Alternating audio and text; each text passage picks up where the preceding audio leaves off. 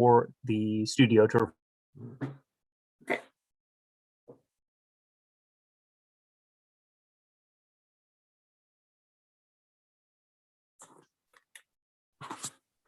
Thank you, Madam Chair. You are now live.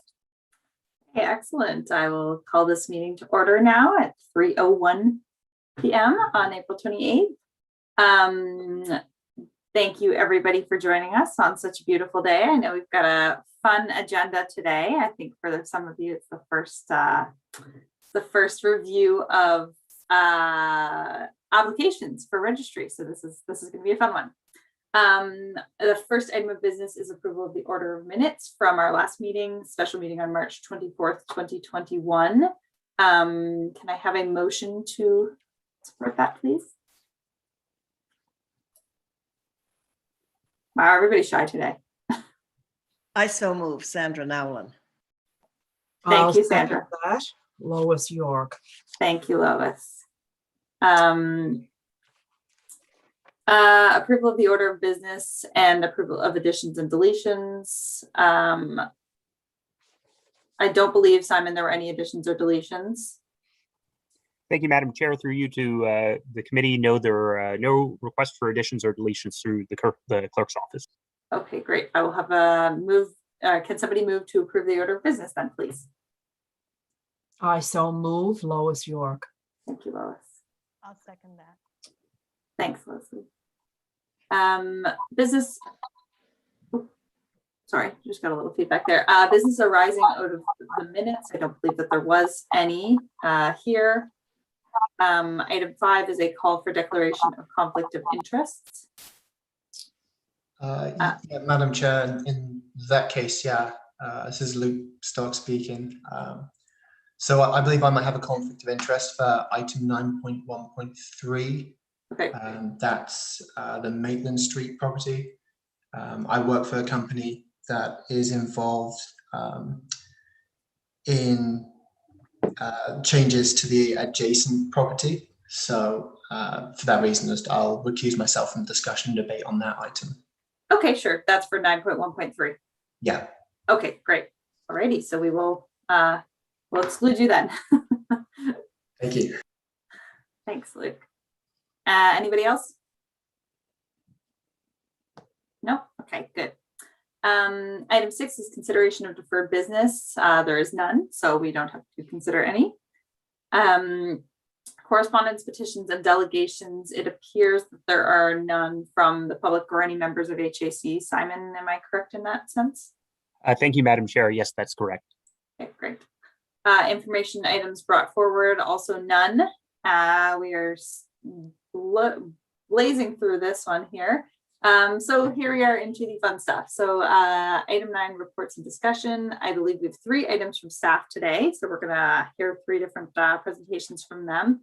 And then they, I believe, will walk us through the process for doing these evaluations that are needed.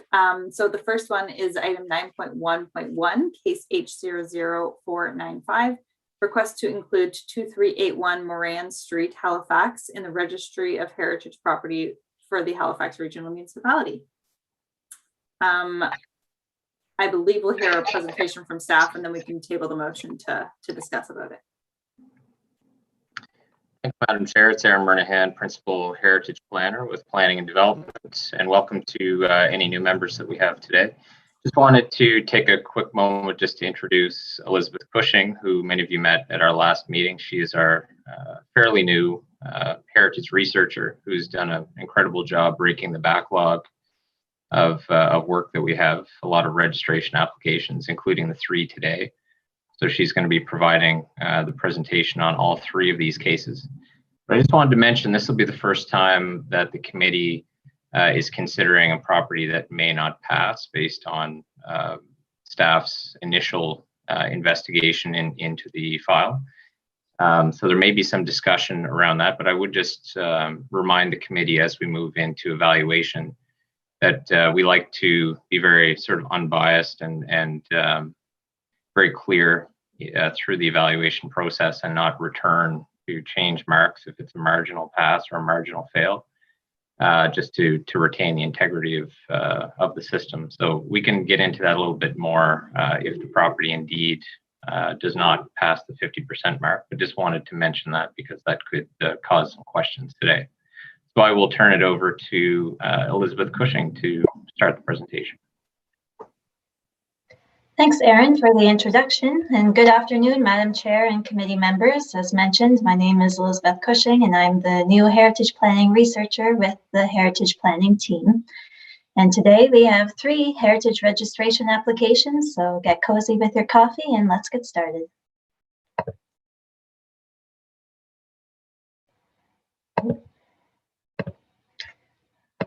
Just bear with me for a moment here.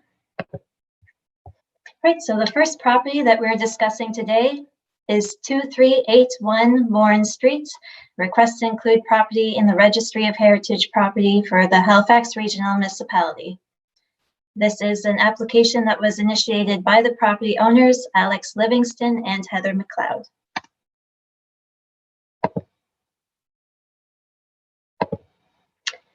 The subject property is located on the east side of Morin Street on the block bound by Kennard Street to the south, Agricola Street to the east, and Sarah Street to the north.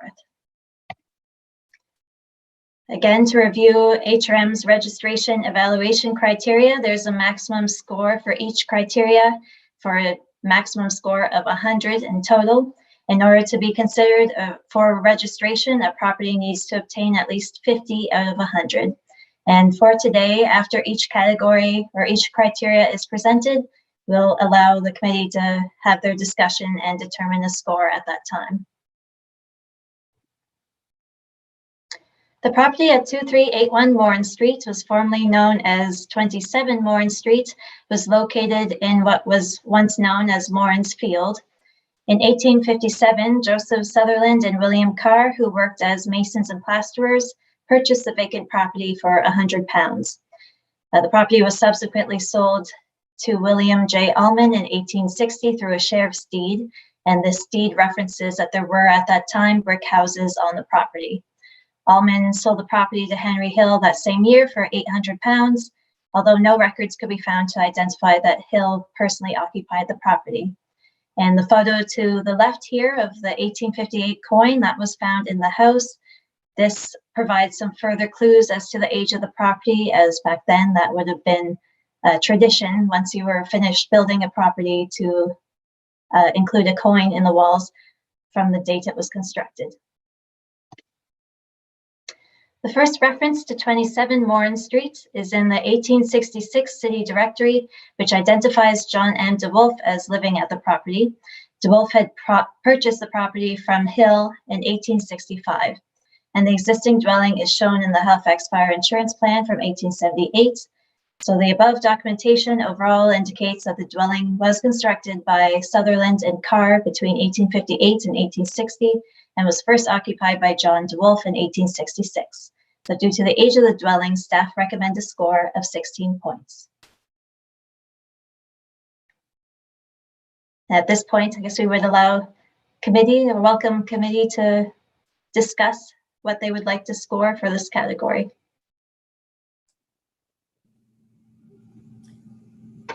This is Jennifer Hines. I'm completely fine with 16 points. No question. The coin clinches it. I agree. I agree as well. Councillor Stoddard, I agree as well. Lester Dignan, I agree as well. Okay, looks like we have consensus on that one then. Perfect.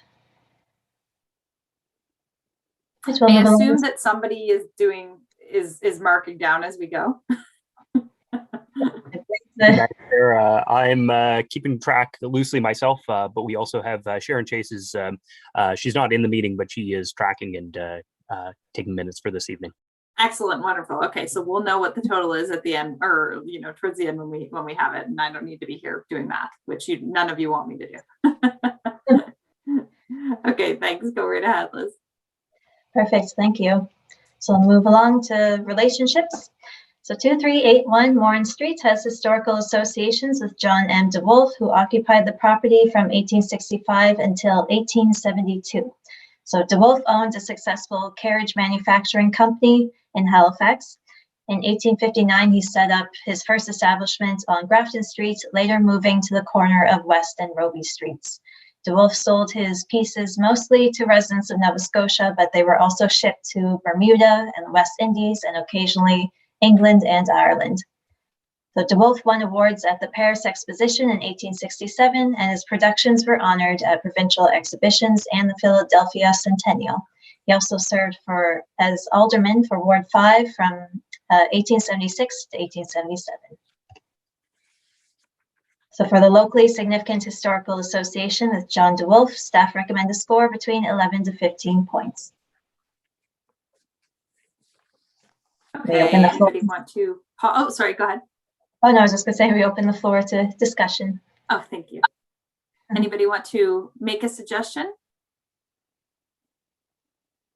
No, just a question. I mean, in voting on these things, is this generally just how we do it? We all kind of just say yay, or if there's anyone who disagrees, nay, or I'm just wondering about our voting process. Yes, typically we'll go through each of the things, and if anybody has a question for Elizabeth, then you can ask her that, or for anybody for that matter. We typically first consider staff's recommendation if they're making a recommendation in one direction or the other, because they're the experts in a lot of cases. And then we kind of try to land it based on a discussion of, you know, I feel that, for instance, 13 is appropriate here because such, and such. And then if anybody disagrees or wants to posit something different, then we do that. It's been kind of our process. At least that was our process when I was the chair last time, and we haven't done one of these since I've been back, so. Okay, great. I'm just coming from a place where we have to constantly be voting and roll call, so good to know. Thank you. Yes, no, we kind of just get a rough consensus. Leslie, you can go right ahead there. So I'm a historian of science and technology, and oh, you're a little low. Are you able to? Am I? How's that? Is that better? There, that's much better. Okay, sorry. I'm a historian of science and technology, and DeWolf's contributions to the Paris exhibition and the prize is actually fairly significant and cool. So I urge us to go a little on the higher between the 11 and 15, but my 2 cents worth. No, that's a great contribution. I think that, I mean, I don't know, Elizabeth, if you've done research of like family connections, but I know just like from being around in Halifax and then in Nova Scotia generally and looking at historic images, there's a lot of different buildings that have the DeWolf name on them. So I assume that this family was relatively prominent as well. Yeah, I don't know through the chair. I haven't been aware of too many other properties directly related to John M. DeWolf. Okay, so it might be different. Okay, so if we wanted to go on the high end, you know, while this isn't, you know, necessarily an extremely, oh, Cassandra, you can go ahead. Yeah, I thought there was a robust amount of information. I thought the photo was really helpful, and I thought of it like the first Halifax Transit almost. So I personally scored it as a 14 in that 11 to 15 range. I also thought it should go a little bit toward the higher end. So 14 was the number that was in my mind. Okay, I think that I would be pretty comfortable with the 14 based on the information collected. Does anybody else have any other thoughts or want to go higher or lower? To detect the virus, and we're rolling out our vaccine. I think 14 is a fair number considering his international significance and significance locally. Appointments for AstraZeneca will be made to 40 to 54-year-olds. We're getting some background noise from somebody who's got a television or radio on or something. Thank you. Okay, great. We can't generally look, or I guess we can't really look around the room in this case, but I'll ask anybody who, maybe we'll do anybody who disagrees with 14. Please speak up. No, okay, sounds good. I think we'll go with 14. That sounds like consensus to me. Perfect. So moving along to the next category, which is significance of architect. So historical research identified that the brick residence would have been initially constructed by William Carr and Joseph Sutherland, who, as mentioned, worked as masons and plasterers. However, minimal information was available on the original builders. However, there is historical evidence that Henry G. Hill contributed to the overall design of the house. So Hill he owned the property, and he had issued newspaper advertisements during that time in the Nova Scotian for brick dwelling houses on Warren Street in 1860 and 1864. So Hill worked as a carpenter, joiner, upholsterer, and architect, who was known for his Greek Revival style designs. In 1860, he established the Prince Albert Steam Sawmill near Hollis Street, which produced doors, sashes, and window frames. He also served as alderman for Ward 1 from 1862 until 1865. He eventually left Halifax in 1880 for the United States. So although minimal information could be found on the original builders, there is historical evidence that Henry G. Hill contributed to the building's design. And for that reason, staff recommend a score between 1 and 3 points. That's great, thank you. Okay, so it does sound like there's a fair level of local significance. I might put that at a 2, as in not extremely well known, not an architect that we all know the name of from this period, but maybe somebody who did contribute a fair bit to a lot of the buildings, especially in this neighborhood. Anybody want to argue with me?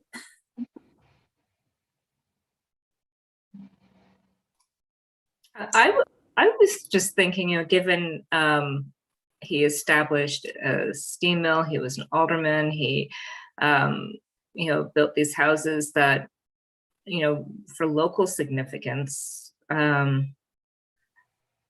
maybe a 3. Throw it out there. Sure. I would agree with 3. Oh, go ahead. I would agree with 3. I think this is Patrick. I think I would lean toward a 3 as well. Okay. Anybody else want to say yay or nay? Otherwise, we'll say, looks like we're going towards, oh, sorry, go ahead. Sorry, I was just saying I'll say yay as well towards the 3. So it looks like we're going toward a 3. Does anybody disagree with the 3? No? Okay, great. So we're going to go with the 3 for that one. Great. So 4A is architectural merits, construction type. The dwelling was constructed of brick. The interior was non-accessible at this time, so further details on the construction type and the building technology overall is unknown. However, masonry construction for private dwellings are not overly common in peninsular Halifax compared to wood framing. And the dwelling is a mid-19th century example of masonry construction in Halifax, and as such, staff recommend a score between 4 and 6 points. Okay, I'll open the floor once again. Does anybody have any thoughts between 4 and 6 or otherwise?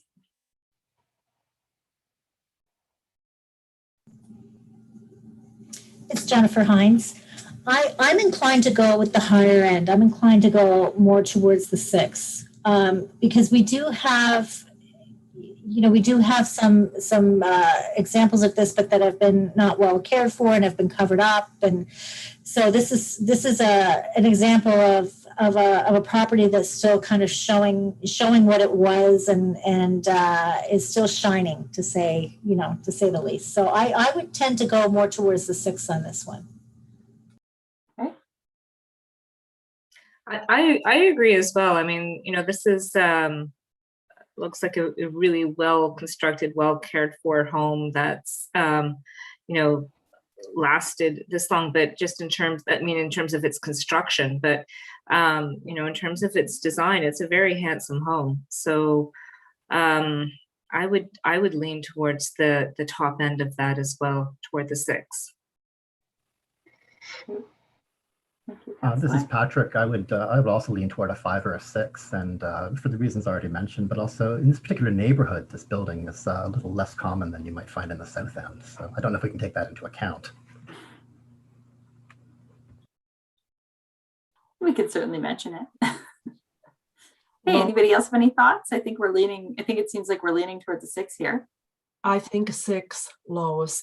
I was impressed. This is brick construction, and it would be, I suspect, fairly early for that, and an example of progressive building techniques in the city and wanting to ensure that the neighborhood was not susceptible to fire.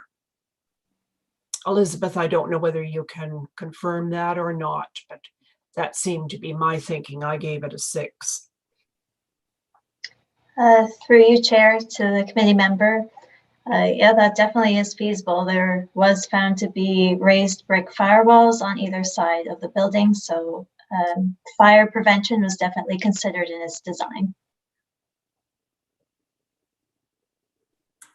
Okay, so it sounds like we're looking at a 6. Does anybody want to disagree? Or not want to, but feel compelled to? No? Okay, so we'll give that one a 6. Thank you. So moving along to architectural merit style.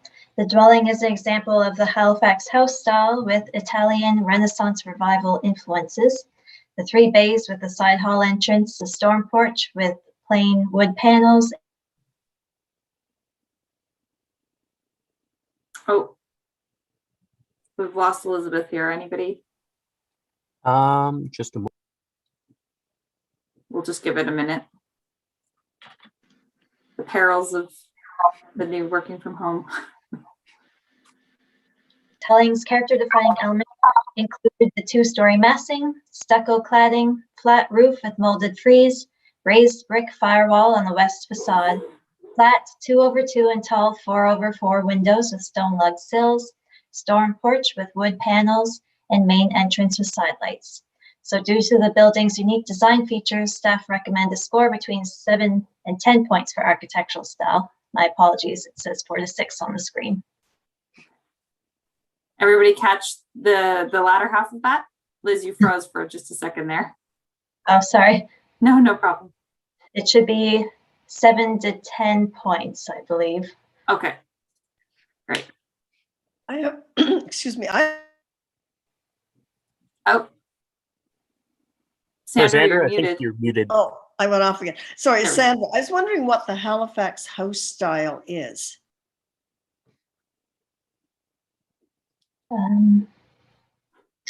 Yeah, that's through the chair to the committee member. That has kind of been a style that has been thrown around, I guess, by a lot of architects in Halifax just to describe the most prominent Halifax house style that we have. It's basic. I don't know if Aaron wants to step in there. Sure, I can elaborate a little bit. Typically, from our understanding as a standard in our evaluations, Halifax house has come to mean a late Victorian simplified design. So you see those types of houses mostly in the north end of Halifax, sort of north of Cogswell Street, in that area, sort of around Creighton, Maynard, but also stretching right up into the Bloomfield neighborhood. Quite prominent for sort of workers and middle class housing of the late 19th century.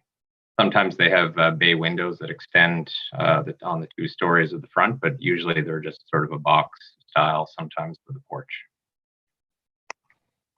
And sorry, Aaron, are you able to confirm that it is supposed to be 4 to 6?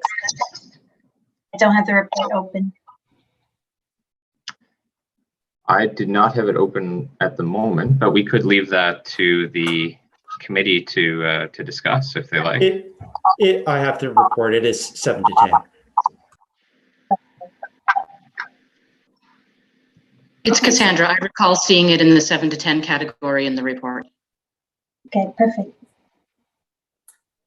Okay, so I think that I'll open the floor here if anybody has any thoughts between 7 and 10. Obviously this, staff feel pretty strongly that this is pretty indicative of this particular style. So I'd love to hear what people think.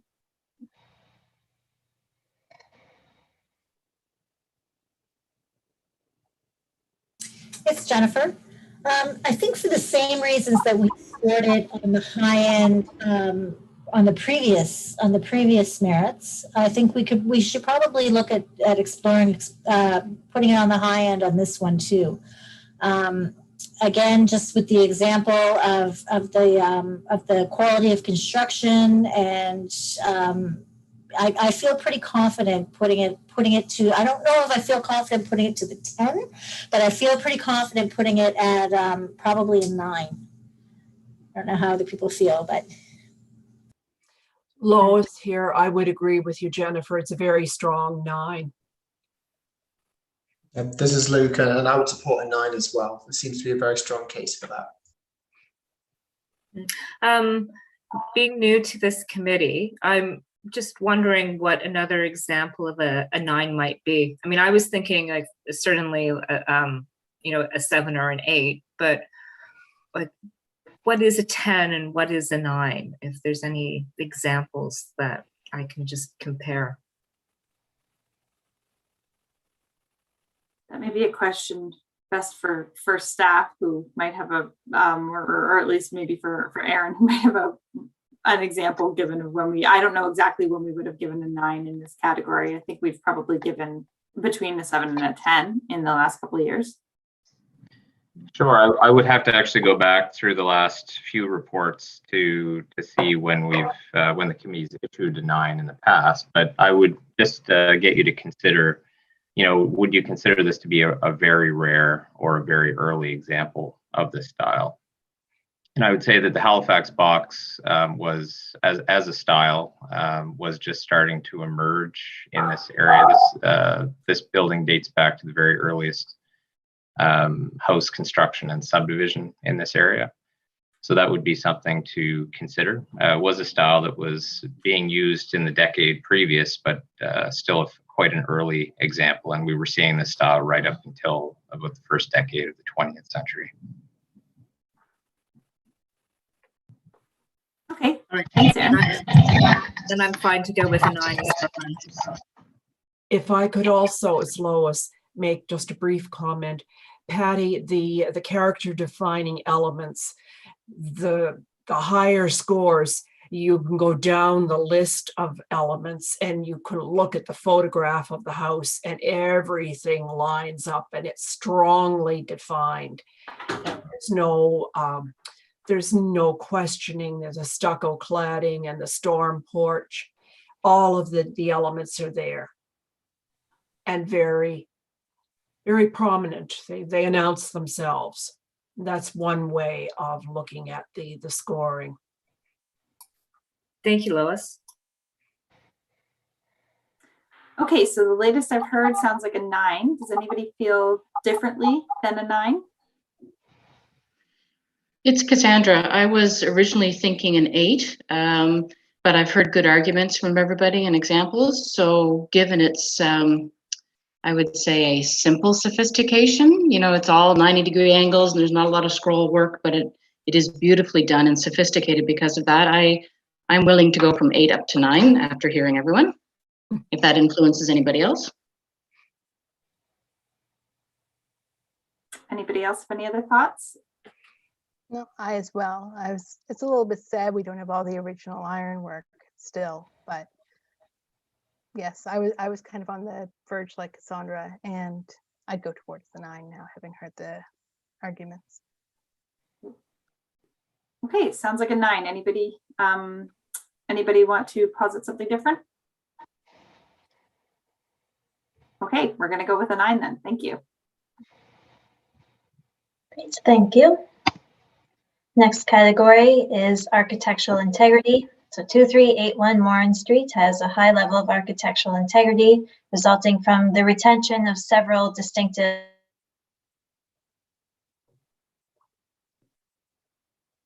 Oh, Elizabeth, you're frozen again.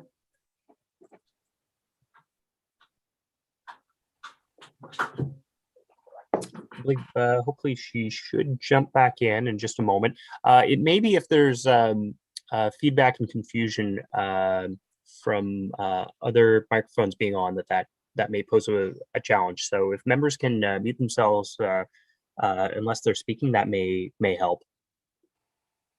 And I'll just see if I can chat with Elizabeth offline.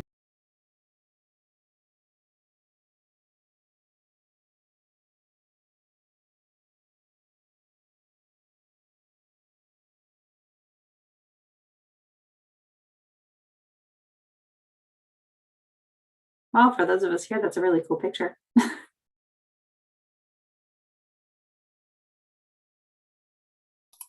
I just hope Elizabeth still isn't talking back there. I know, just don't you hate that when that happens to you and you're just, you know, you have no idea.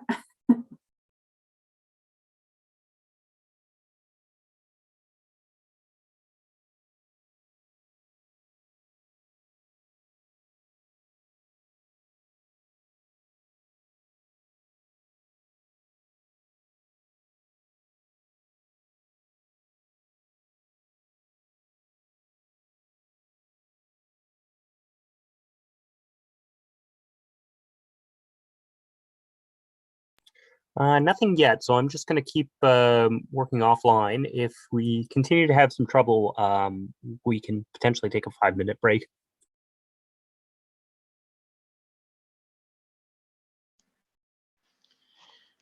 There was a phone-in option, Jenny, and you know, I could drop off and lighten the bandwidth if anybody wants to do that with me. Maybe a few of us could drop off and just call back in. Oh, that's probably fine. I think that we're okay. Okay, let us know if that changes then. All right, sounds good. I think we have Elizabeth back now. Yes, my apologies, everyone. Not sure what happened there. It kicked me off. No problem. I'll just try sharing my screen again. We've all been through it over the last year. Yes. I'm not sure when I played off, but I guess I'll start from the beginning for this slide. So 2381 Morin Street has a high level of architectural integrity, resulting from the retention of several distinctive features and restoration of the masonry cladding. So historical photos of the property that were provided by the property owner, including the one on the screen, depict few modifications to the structure. The masonry construction is evident in historical imagery along with coin corners. The first story windows were originally 10 pane. A chimney had been removed from the west side of the building along with a one-story rear addition. However, that addition has since been removed. That happened prior to 1900. So the major alteration is the addition of the vinyl cladding on the west facade. This has begun to be reversed as the structure has been recently clad with stucco, and that brick likely still exists underneath the vinyl. Hill's newspaper advertisements for the property from 1860, as mentioned, also suggest that some other elements have been removed, such as the cast iron ornamented balconies, iron steps, and rails. So overall, the dwelling's modifications are modest, so staff recommend a score between 6 and 10 points.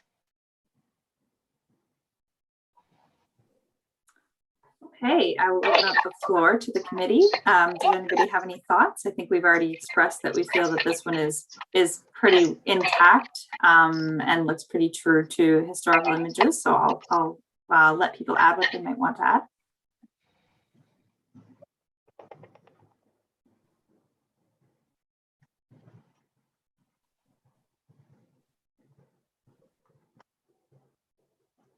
I agree, Jenny. Cassandra, I'll throw it a 9 just to get things started. Can everybody mute? Sorry, I'm getting some feedback. Everybody except for Cassandra, you're fine. I was just going to say, just to get the conversation started, I'll agree that there's been quite a bit of conversation about the integrity. And so I'll throw it a 9 just to get things going. Sure, sounds good. Anybody have any other thoughts? I felt it was a 10, Slowa speaking, but and I'm curious what Leslie would say. But now that I'm looking at the photograph and I'm thinking it had wrought iron enhancements, it must have been stunning when it was in its heyday. But excuse me, still opt for a 10. Oh, sorry. Hi. I would go with you there, Lois. I think it would have been absolutely gorgeous with the wrought iron on there. And I love the fact that they're updating the vinyl siding and replacing it to bring it back to a more authentic feel. So I would go with you with the high 9, 10 area for sure. Yeah. Okay, great. I would support a 10 as well. Simon, Yes, Madam Chair. are you able to, I'm not sure what happened, but I think we're getting feedback from Aaron's computer. Oh, there we go. He muted. Okay, we're all good. I think that every time it was chiming up. Anyway, sorry, go. David, you would also support a 9 or a 10? Yes, I'd say a 10. Okay, great. And Sam, I'm hearing 10. I'm hearing lots of 10s. Does anybody feel as though they want to walk it back to a 9 or suggest anything else? I'm fine with 10, Sandra. I'm good with 10 as well, Leslie. Yeah, I'm good with 10. It's Patty. Yeah, I'm content with 10 as well. That's Luke. And I think that might take it over the 50-point mark as well. Luke, you're not supposed to be keeping track. Loosely, yes. There's no rigging here. I'm good with 10. Great. Okay, I think that's everybody. So I think we'll go for a 10 for architectural integrity. Great, thank you.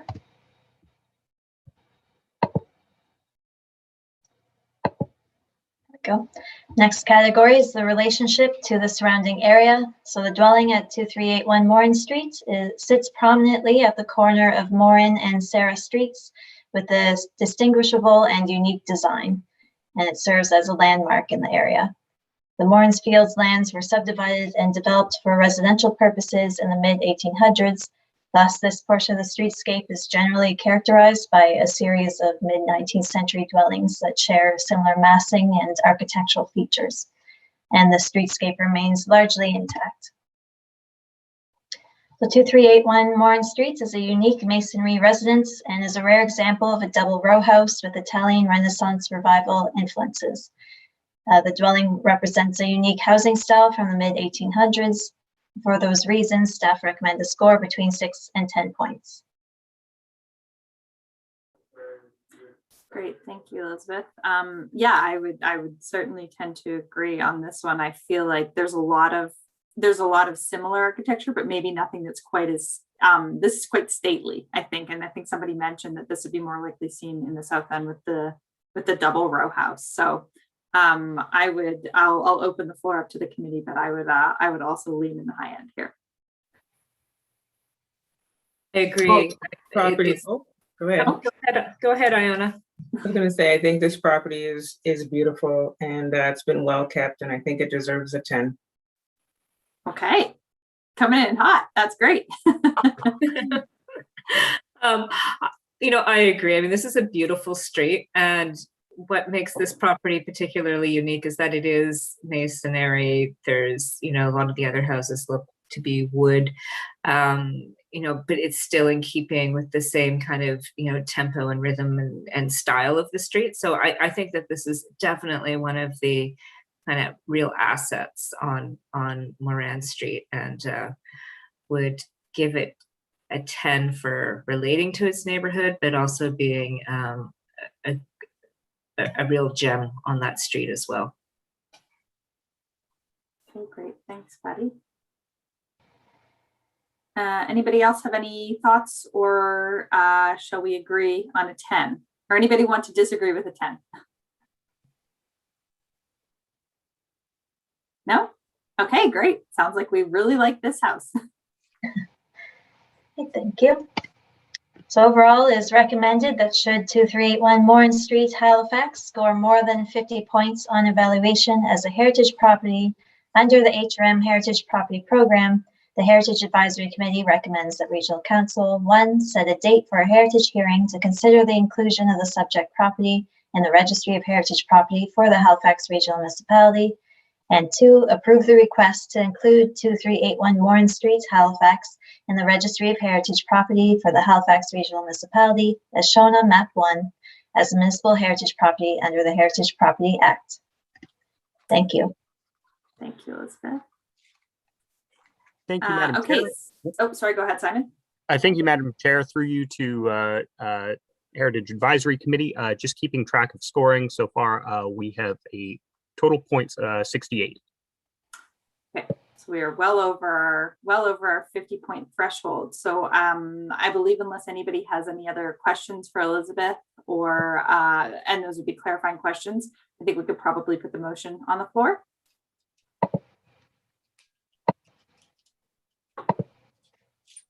No, okay, great. Who wants to read the motion? Oh, sorry, Patty, did you have a question? I was going to say call for the motion. Okay, great. Yes, please. Please, somebody. I'll read it. Okay.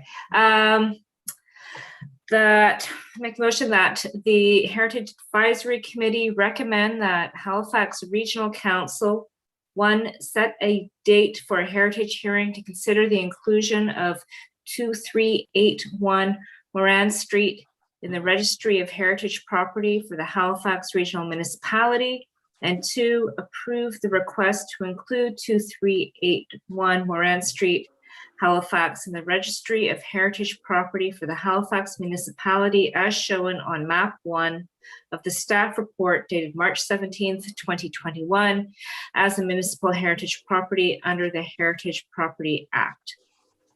Thank you. I need somebody to second that, please. I'll second that. Oh, Luke, I think. Yep. I'll second that. Great, thanks, Luke. Okay, all those in favor, I think can we do a raise your hand? Simon, how have we been doing this? Raise your hand. For these, we can make a simple request for an audio request for yays and nays. Okay. If we hear kind of a split, then at that point we can pair it out. Okay, all right. Okay, so in that sense, all those in favor, say yay, please. Yay. Yay. Yay. Okay, contrary minded.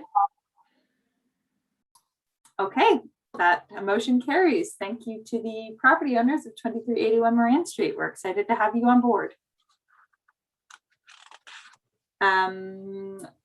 Without further ado, I'm going to move on to item 9.1.2, case H00491, which is a request to include 2587 Creighton Street, Halifax, in the Registry of Heritage Properties for the Halifax Regional Municipality. And I'll hand it over to staff again. Thank you, Madam Chair. As mentioned, the next property is 2587 Creighton Street. Request to include property in the Registry of Heritage Property for the Halifax Regional Municipality. Again, this is an application that was initiated by the property owner, Shelley Mulgard.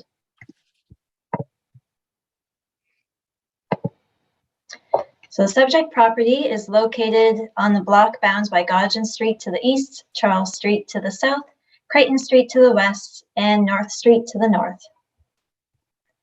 Again, an overview of HRM's registration evaluation criteria. Property needs to score at least 50 points to be considered. In terms of age, the property at 2587 Creighton Street was originally part of land that was owned by Henry Frederick Bush at the corner of Gottingen North and Creighton Streets. Bush purchased the land in 1863, and he sold a portion of his land to his son, Walter, in 1891. So the first reference to 2587 Creighton Street, which was formerly 251 Creighton Street, is in Hopkins' 1891 to 1892 Halifax City Directory, and the existing dwelling was first depicted in the 1895 Fire Insurance Plan. So all this above documentation indicates that the dwelling was constructed circa 1891 by Walter Bush when he owned the property. So due to the age of the dwelling, staff recommend to score 13 points. This is Jennifer. I agree with that. This is Patty. It's Cassandra. I agree. How about we go, does anybody disagree? No. Okay, great. Liz, I think we'll go with your recommendation for 13 points then. Perfect, thank you. In terms of relationships, 2587 Creighton Street has historical associations with architect Walter Bush. Walter designed and built the residence in 1891. However, historical documentation didn't suggest that he personally occupied the property. So instead, he leased it out to tenants from 1891 until at least 1942. So since the property holds very modest historical significance with Walter Bush, Staff recommend a score between 1 and 5 points. Okay, I'll open the floor to suggestions here.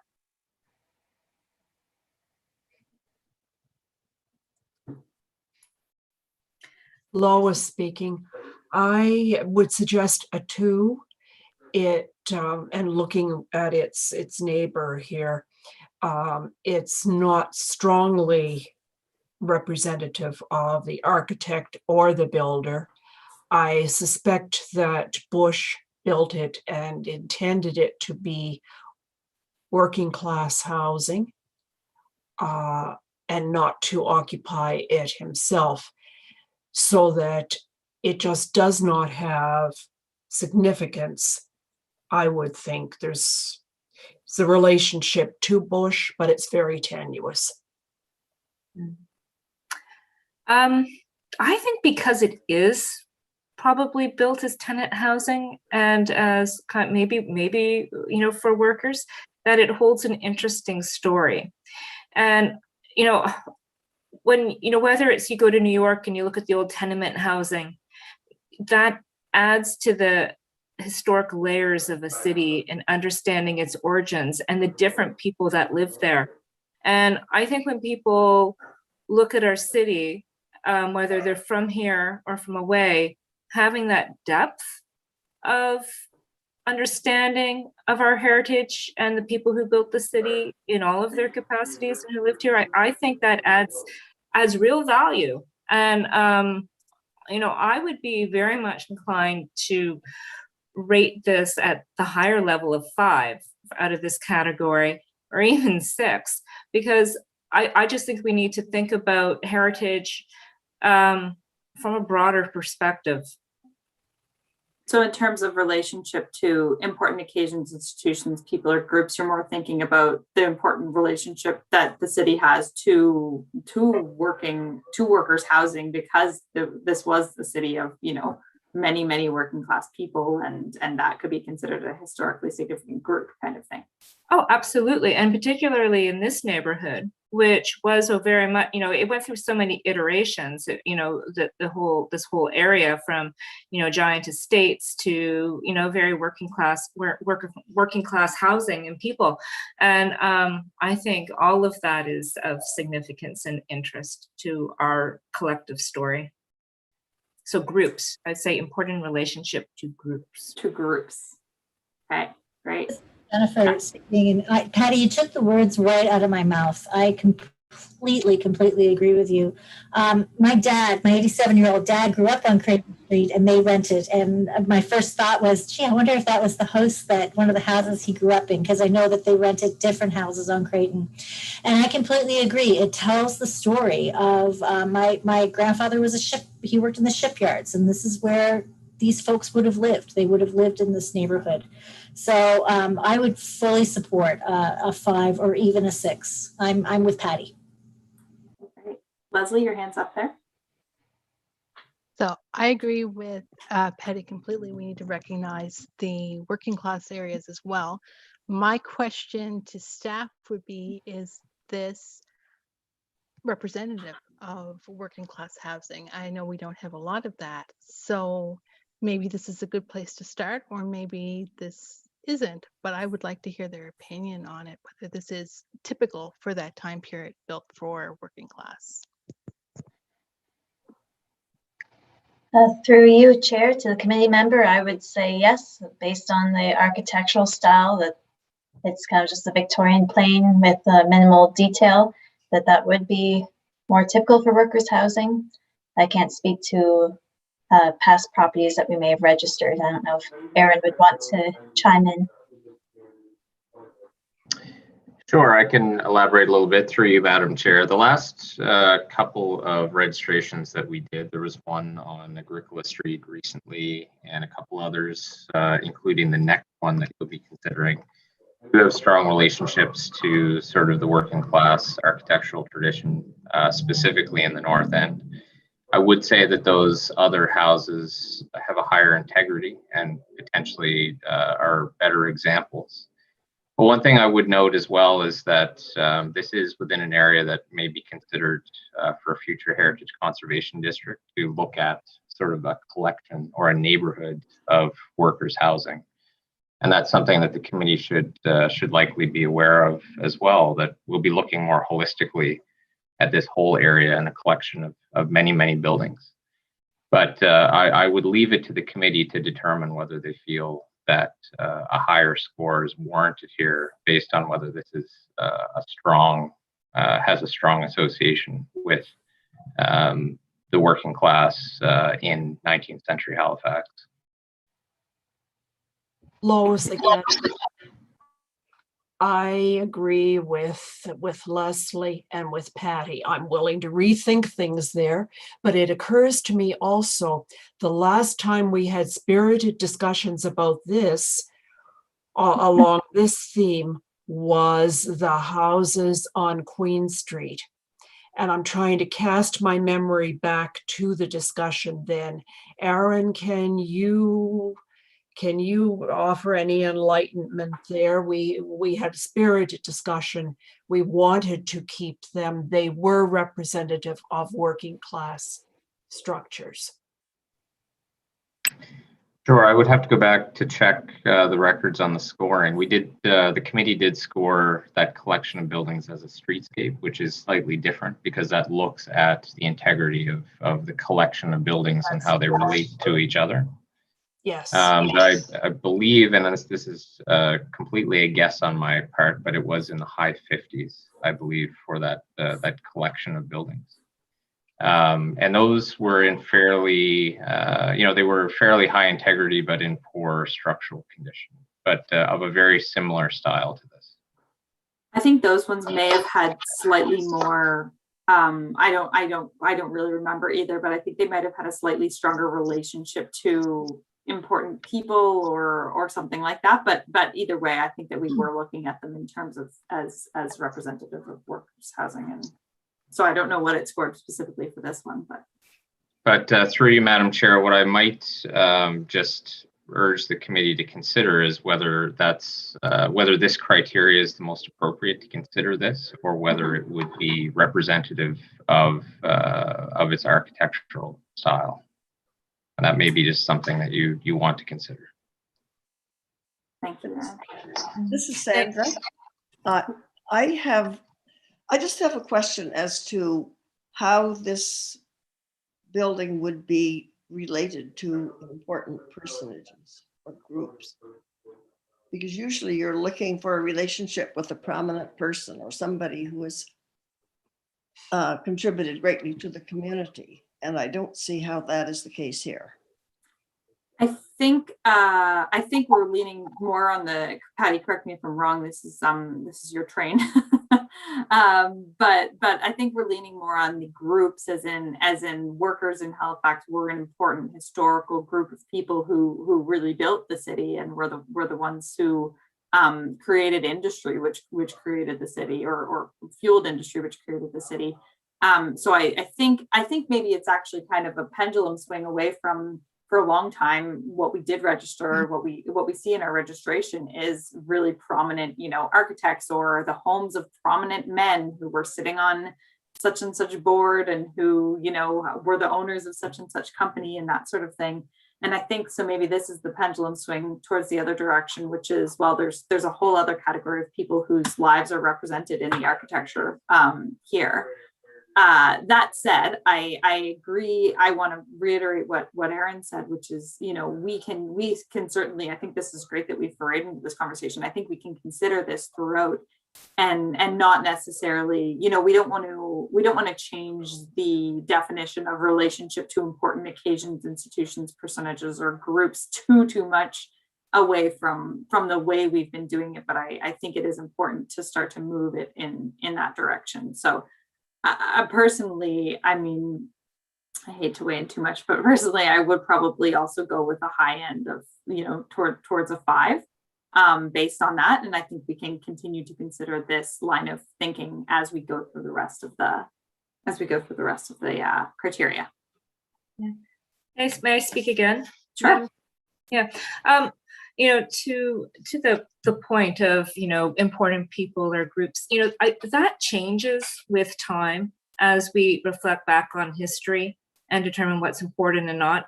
And I'm gonna hold up this little, oh, you can't see. I won a history research prize back in 1996 on doing a papers on workers' housing in New York City. And back then, that was the early days when they started to create the tenement museum. In fact, I don't even think back then that museum was open fully. I think it was still being conceived. And so, they started, a lot of them were torn down, and then they started to save them because they realized that there was an important part of the history, and there was something that people really were eager to hear about. Not just, the prominent people, but the people of the city. And when I look at this house and I see, like, okay, that door is, like, really hideous, and the cladding and the paint, it's nothing, and when you look at it, it's nothing special. But if you walk around this neighborhood as a whole, you'll see this house repeated again and again and again and again. And inside, the layouts they're all the same. Often inside, and I don't know what's inside this one. They have the really old floors, and it's kind of if you go to, like, the I don't know, who did the housing in Germany, where you got the kind of efficient workers' houses, like the modernist housing movement, where everything became efficient about how you build affordable housing for people and how you start to house the masses. And so when I hear that a prominent architect built this for workers' housing, there's almost, is it glamorous? No, but it's efficient, and it probably served a great need. And if this gets designated as a heritage district, I think that the story of these smaller houses, it would really lend a lot to the interest of the area. And by starting to recognize them as heritage buildings, you might see some more investment in care in how they're kept up. Because if we start to lose these, we really start to lose the integrity of this neighborhood as a whole. So there's my pitch again. Leslie, your hand is up there. Did you want to add anything? I would actually. I agree with you, Patty. And I like the idea of the Heritage District becoming sort of representative of this period of workers' history.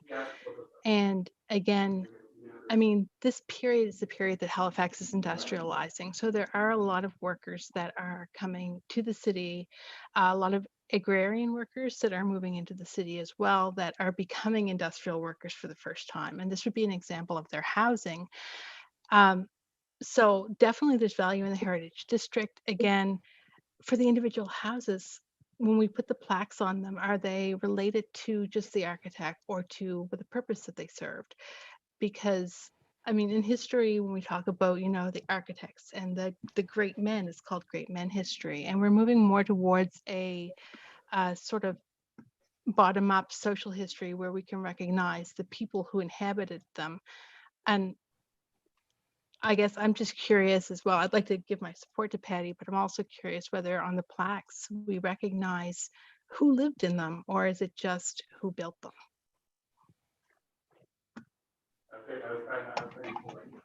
I can answer that, Madam Chair, if you like. Thank you. So typically when we complete a registration and it has been successful, we will open a conversation with the current property owner. And usually there's a number of options of previous owners, potentially the architect or builder. And it'll usually be, the most prominent of those individuals. Or if we can't agree on an individual to name the house after, in some cases, we name it after its architectural style or its location. Thanks, Sarah. I might elaborate as well, Madam Chair. There is a plan. We have been instructed by Regional Council to consider reviewing the evaluation criteria following the completion of the forthcoming Culture and Heritage Priorities Plan.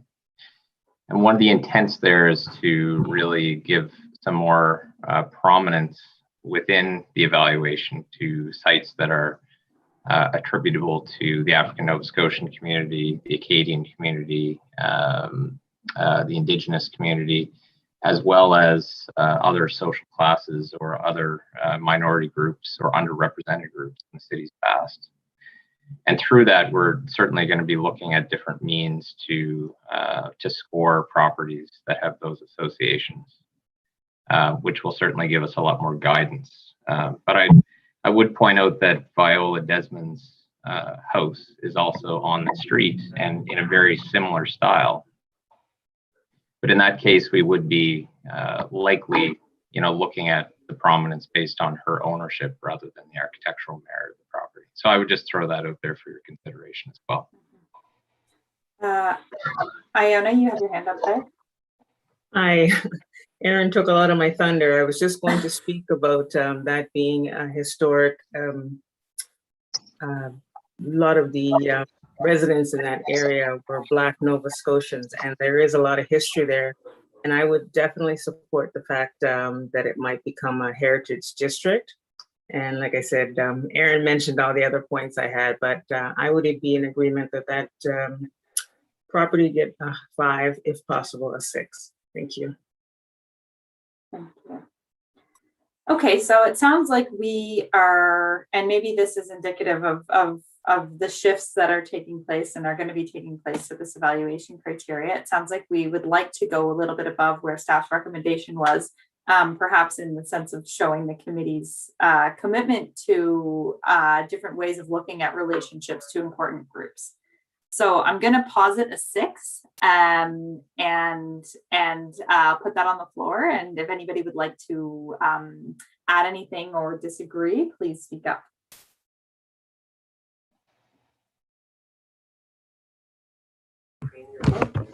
This is Patrick. I had been leaning toward a much lower grade, but I think there's been some great arguments made, and I'd be good with a 6 at this point.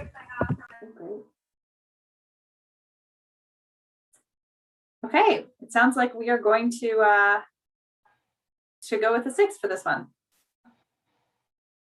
Thank you, everybody. That was very lively and engaged. I'll hand it back over to Elizabeth now. Great, thanks everyone. My apologies for the disconnect for a little bit there. I'm going to try turning off my video. See, hopefully that will help. Sounds good. In terms of significance of architect, historical research identified that 2587 Creighton Street was built by Walter Johannes Bush.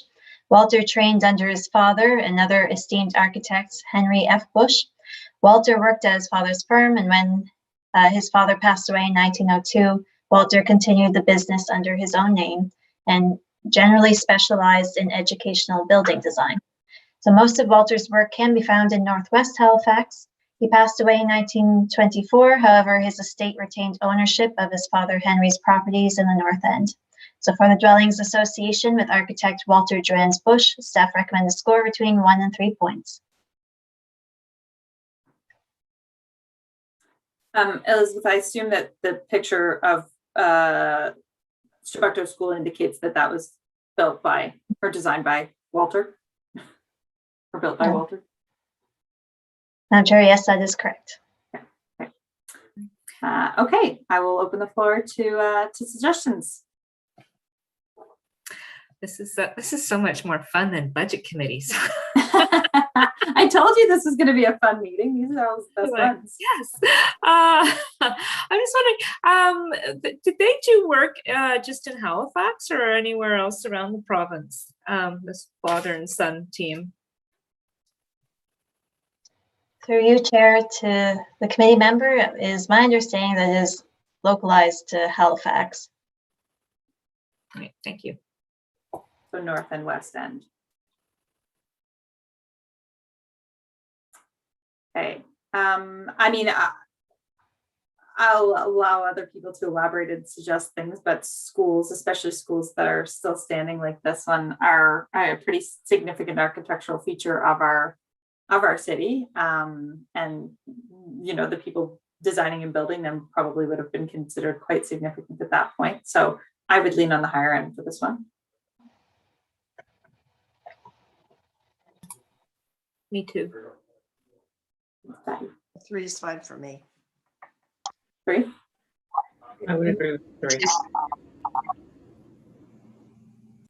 Okay, anybody disagree with the 3? No? Okay, we're gonna go move forward with the 3 then. Thank you, everyone. Thank you.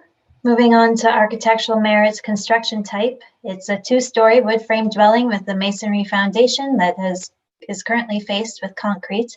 The interior again was not accessible, so further details on the construction type or building technology are not well known. However, generally it reflects a common example of wood framing in Halifax.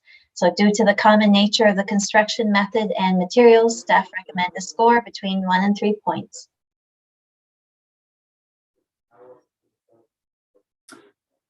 Okay. I'll open the floor up to the committee if anybody has any thoughts on construction type, architectural merit.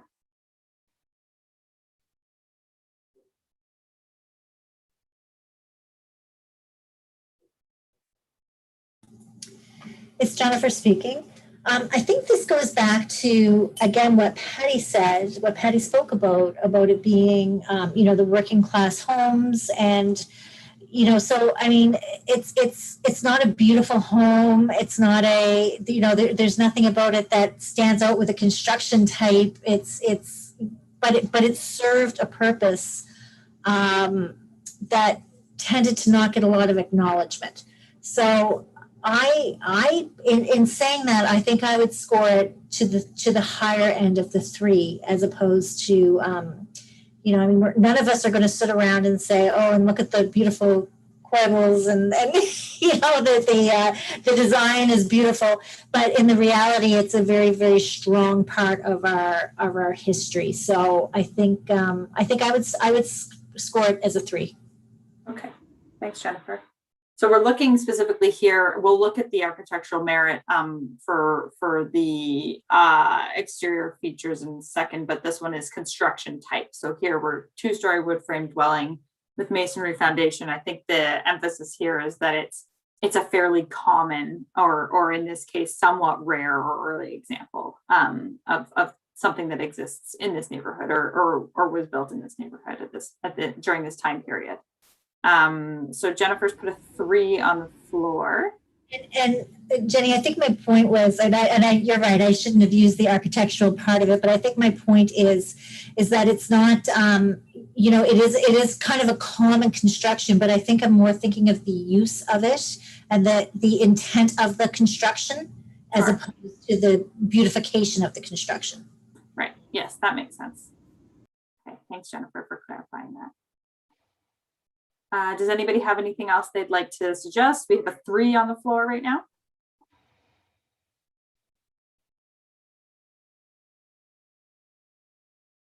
Okay, I'll pause at a 3, and if anybody says, if anybody disagrees, please speak up if anyone would like to go with something different. Okay, we'll go with a 3. Thank you, everybody.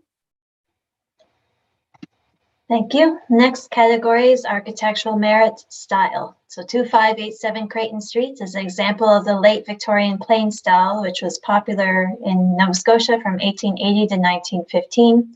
The style is characterized by a relatively simple box form. This can either have pitched or flat roofs.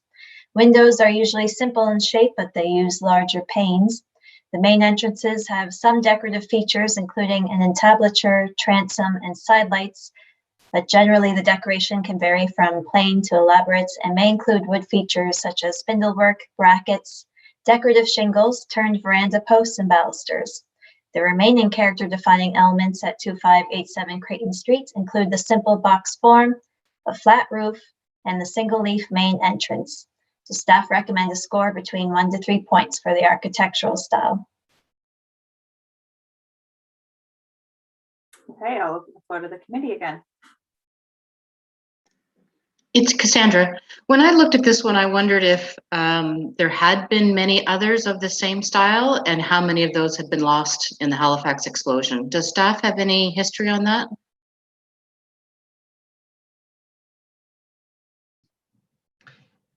Through you, Madam Chair, the question was how many similar dwellings would have been destroyed during the How many Halifax similar explosion? dwellings may have been built in this style, and then how many may have been lost during the explosion? Yeah.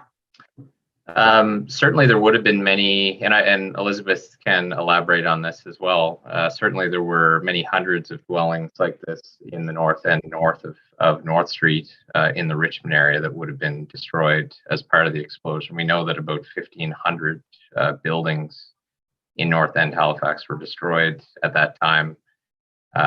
Potentially, dozens of those could have been of a similar style. Thank you.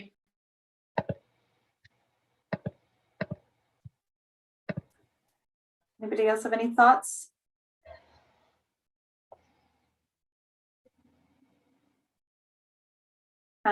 Based on this, we do typically look at, what the character defining elements are, how unique or rare or early they are in the period that they're known for, and how many there are. So how many of these features are really indicative of the style. So I'll put that on the floor and see if anybody wants to suggest a number. I think we're right now sitting between 1 and 3.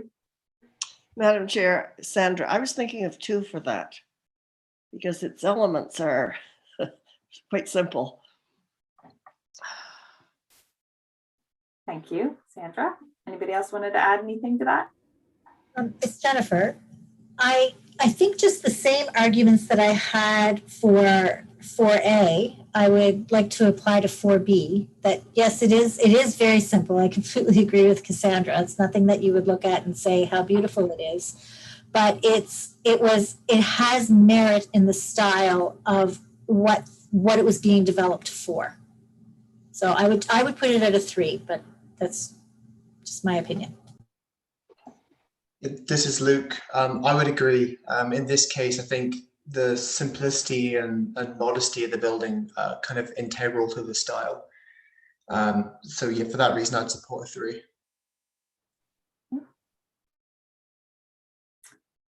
Okay, it sounds like we have the most 3s right now. Would anybody, Sandra, I know you were on the 2 plane. Does anybody disagree with 3, or would 3 be okay for everybody?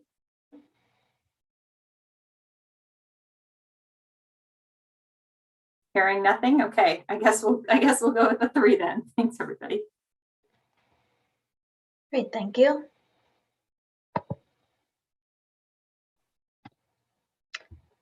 So the next category is architectural integrity. The property at 2587 Creighton Street has a fair level of integrity based on alterations to the exterior features. So photo documentation of the property, I believe this photo was from 1960, shows that the structure used to have several defining features of Victorian plain style, including a flat roof with brackets, 2/2 tall windows, a main entrance with transom side lights and entablature. And these elements have all since been removed. So the brackets have been removed and replaced with plain vinyl. The window trim has also been removed and the framing made smaller to fit smaller vinyl 1/1 windows. All decorative detailing surrounding the door has been removed and the main entrance replaced with a prefabricated door. The brick or stone foundation has also been faced with concrete.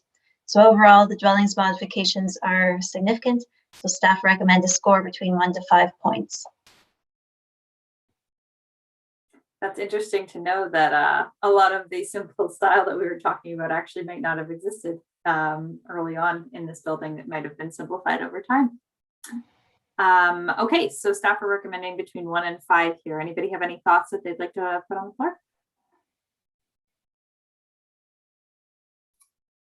No, I just agree with you, Jenny, that it is interesting, like looking at, I mean, can just barely make it out there, but that,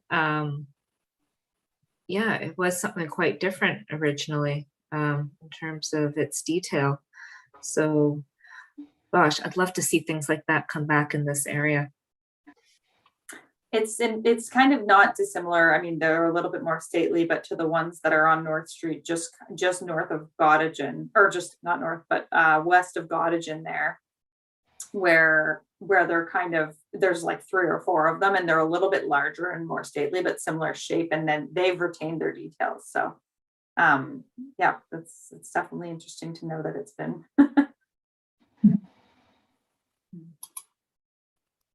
Anybody else have any thoughts that they wanted to add to this? I mean, I think we can all probably agree that there have been major changes based on this photographic evidence. I think the key here, though, is that, while I don't want to go outside of this category recommended by staff because, yes, major changes, but the fact that it has the potential to be renewed, to be restored, I'd like to go with the higher end of that. I'd like to see a 5 on this one because I think the idea is to give the status and then allow them to tap into some funding to help restore some of the features. So I'd like to see this property be able to do that.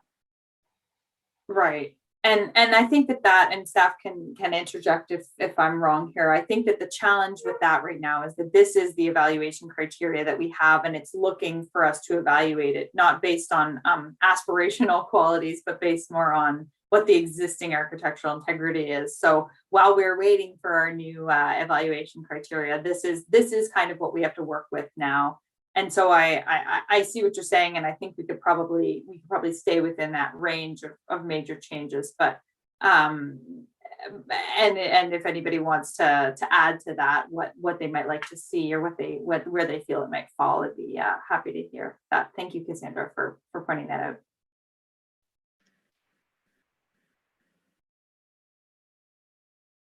Anybody else have any other thoughts on changes, major changes?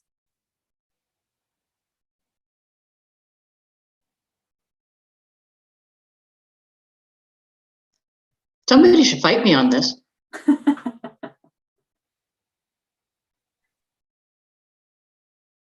I think we've agreed that the changes have been quite major, especially since a lot of, some of us were surprised that was, that's what it used to look like, as I think we were thinking that, it was likely constructed similarly to the current style. I don't want to lean the conversation anywhere, but I might put more like a 3 on the table. If anybody wants to fight somewhere in between Cassandra and I. There is one number between those two numbers. There is. I would support giving this one a 3 just based on the fact that the changes are so major, but they're not so major that there isn't the possibility that it could be restored at some point in the future. Yeah, I would say that with the changes, I mean, are they structural or are they aesthetic? And in this case, I feel like what's missing is it's really trim, but the building itself still maintains its structural integrity and its kind of built form. It's just, that stuff has come off the front, and I can understand why, because that would have been, pretty expensive to replace. That kind of wood detailing in more recent years, and I've seen examples where that stuff starts to rot and it becomes easier to tear it off than to replace it. But I mean, the form of the building does not look like it's changed at all, only the facade. For that, I would tend to lean toward, I think, the higher side of the scoring. Okay, what if we put a compromise of 4 on the floor? Do people live with a 4 here? Yeah, this is Patrick. I could live with a 4. Sorry. Jennifer, I could live with a 4. Okay. I could do 5 for 4. Cassandra, I'm happy with a 4. Lois, I'm happy with a 4. Leslie, I'll support the 4. Okay, thanks everybody. I think that's a good conversation, good compromise. We'll go with a 4 then. Thank you. To the final categories, relationship to the surrounding area. The property at Creighton Streets was built by architect Walter Bush. Other registered heritage properties within a 20-meter radius have historical associations with the Bush family, which Madam Chair, I believe, caught on to. This includes 2577, 2579 Creighton Street, which is known as the Henry Bush House, 5522 North Street, which is the Bush House, 5518 North Street, which is the Walter J. Bush House, and 2548 Gottingen Street, which is the Leo Foltz House. Generally, 2587 Creighton Street has historical, visual, and physical associations with the neighboring properties, which are of a similar age and style. So for the dwellings, historical and physical associations with other Bush designed houses, staff recommend a score between 1 to 5 points. Okay. Thank you. Okay, so we're looking at the relationship to the surrounding area. I will open the floor to everybody. Staff are recommending between 1 and 5 here.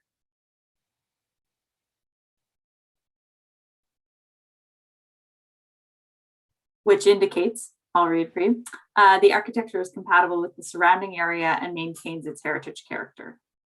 So I think based on the conversations that we've had so far, we do believe that the architecture is compatible with the surrounding area, certainly, and maintains its heritage character. It maintains the heritage character of the area. I certainly think that we would, or it sounds like we would agree on that. In contrast to the one that we just looked at on Moran Street, we scored that building quite high in this because it seemed like it was kind of a shining example of an asset in that heritage area. So I'll open the floor here to anybody with any thoughts on what we might score this one.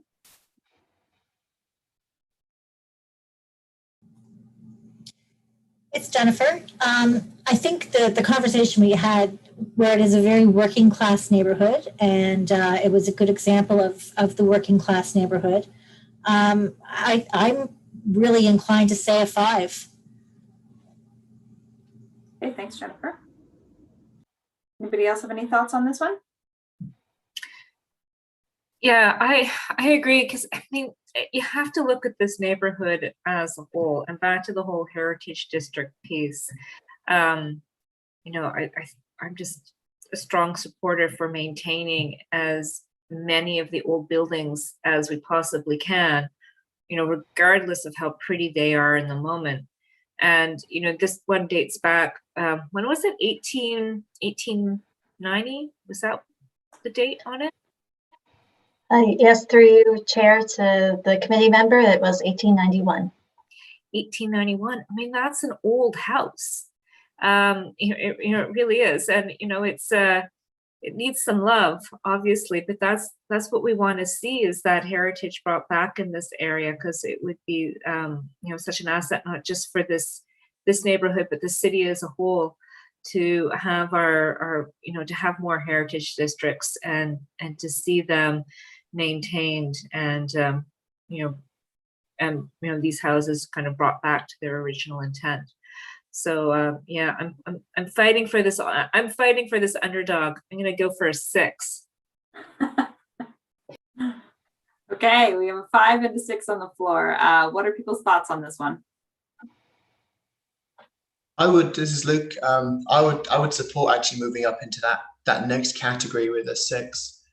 I think this building goes a little bit beyond just being sort of compatible with the surrounding area. I think if you look at this, as was said earlier, and you're looking at the area and the streetscape as a whole, like Creighton Street has a lot of sort of big gaps and holes in its street wall. A lot of these buildings kind of missing.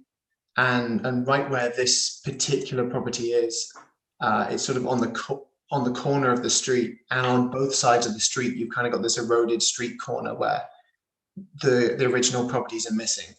So I'd say, just based on its relationship to kind of the street wall and the streetscape, I think this kind of bumps up into the next category of being important to the surrounding community. So I'd say 6. Okay, great. We've got 2 6s on the floor now. This is Jennifer. I have no problem supporting a 6. Okay. Anybody else have any thoughts that they wanted to add, or should I see if we can agree? Okay, we have a 6 on the floor. Anybody that disagrees, please speak up now. Okay, we're going to go with a 6 for this one.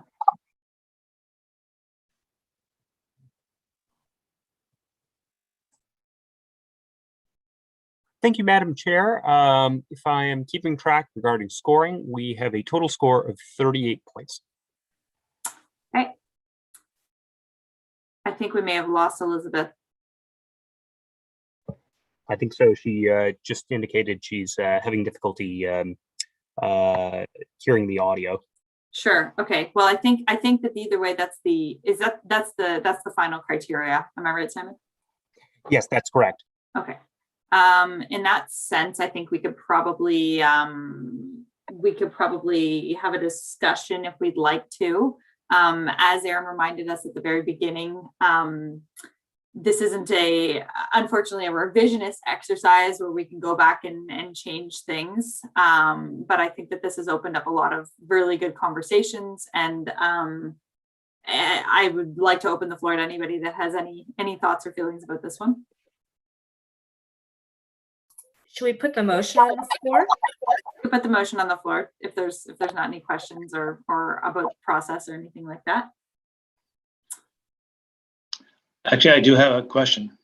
Sure. My name is Kurt Pyle. I'm the manager of Heritage. The format of how this goes is that if it does not get the 50 points, it does not go to council, because the intent was behind, you don't want someone to go to council, get shot down publicly, that their house isn't valid. Right. Right. And a score of 38 is quite low. Right. Relative to 50. Yes. Certainly. So okay, the motion wouldn't go on the floor at all. Oh, the motion just won't go on the floor. No, because it doesn't reach 50. Okay, so procedurally, we don't even have to reject the motion? No. Oh, okay.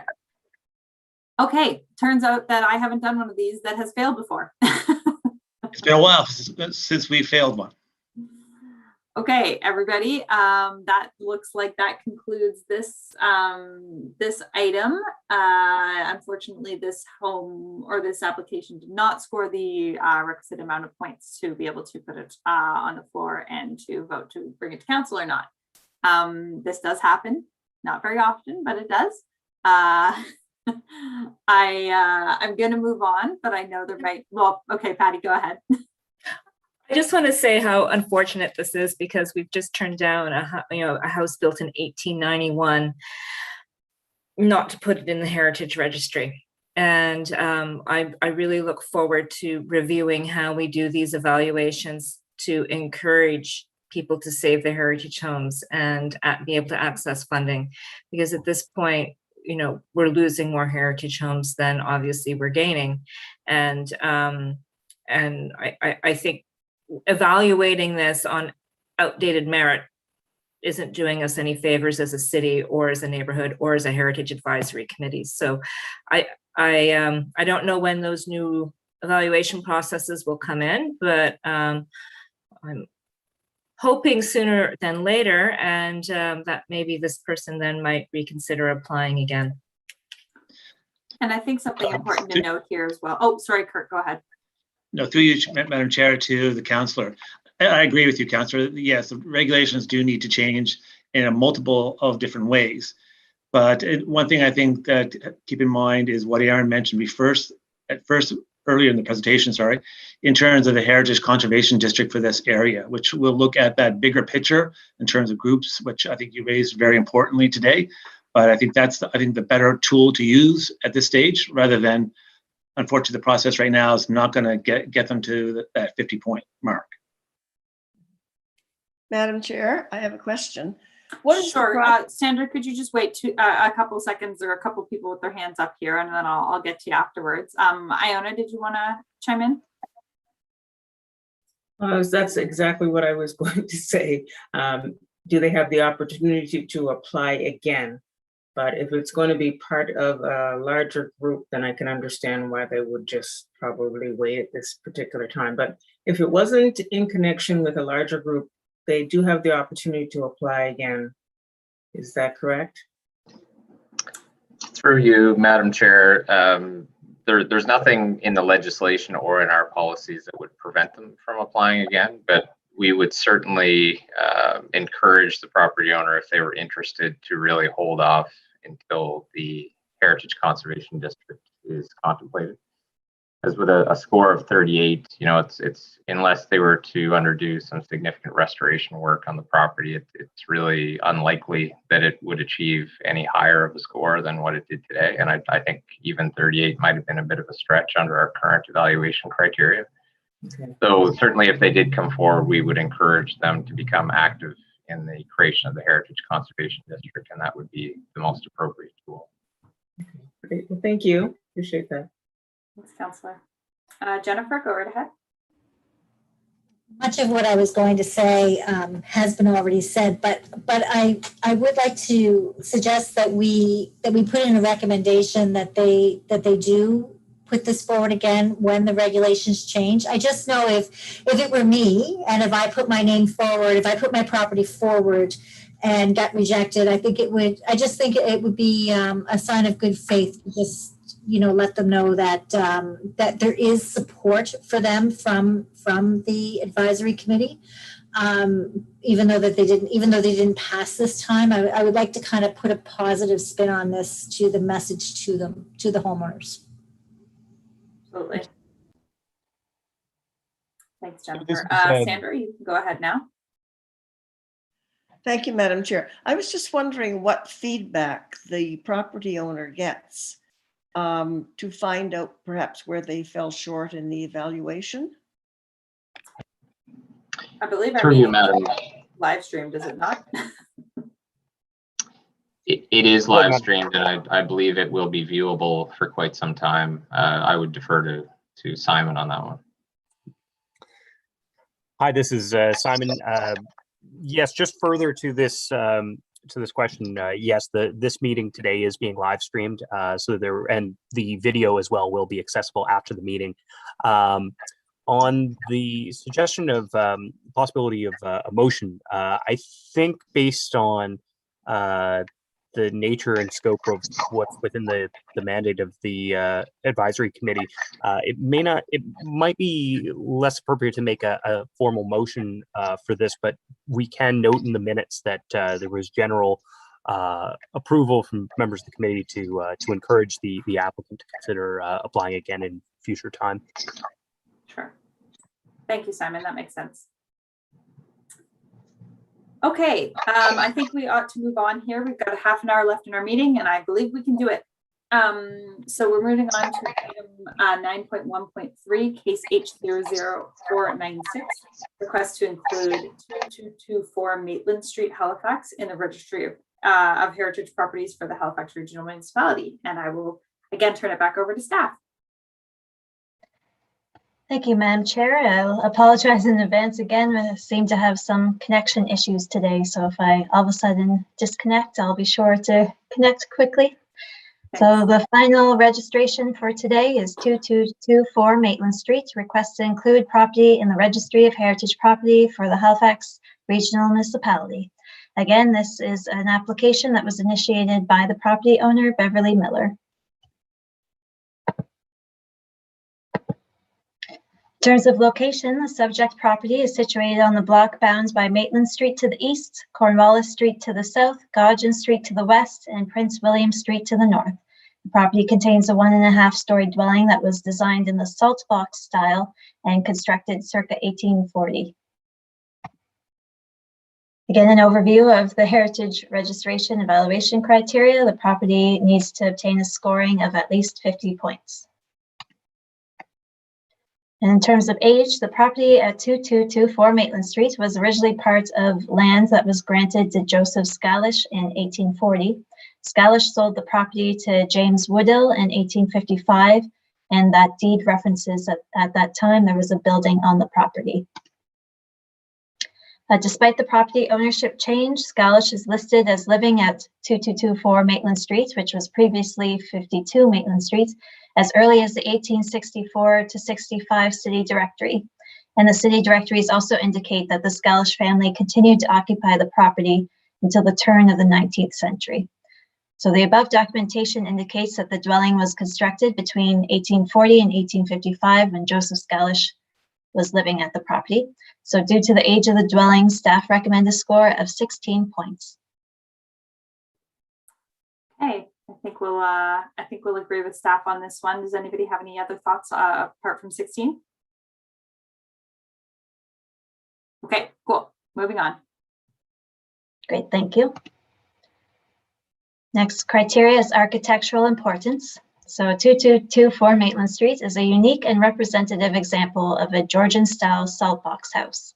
It's unknown exactly when the saltbox roof would have been added to the structure. However, since it's constructed with similar building materials, is likely constructed during the Scalish family's occupation, and this also likely took place shortly after its initial 1840 construction, since the building footprint has remained the same in historical maps from 1878 to 1911. So the structure has seen few major alterations and has largely retained the original saltbox shape and form. The saltbox style is a colonial style of architecture that dates back to the 1650s. The style received its name for its resemblance to a wooden lidded salt box and can be characterized as a wood frame building with 2 stories on the front facade and 1 story in the back with a steeply pitched roof. So typically the main facade of the building is 1.5 stories with an extension of a single story, especially when the salt box is an addition like this property. It has a pitched roof with unequal sides, and the rear roof line is steeply sloped with a central chimney. For its unique architectural style, staff recommend a score between 11 and 15 points.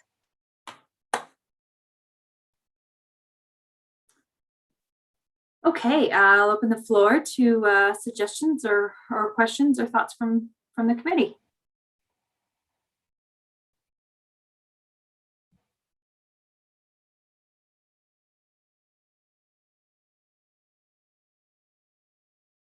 We're all getting tired, are we?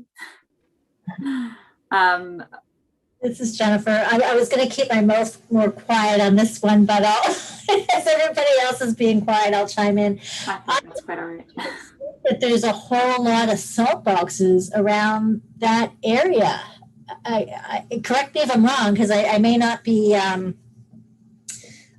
recalling it properly, but to me, it's fairly unique in that area. I'm not picturing a lot of salt boxes around there. So if I'm correct in my assumption when I say that, I would score it at the higher end of that range. I would put it more towards a 14, 15.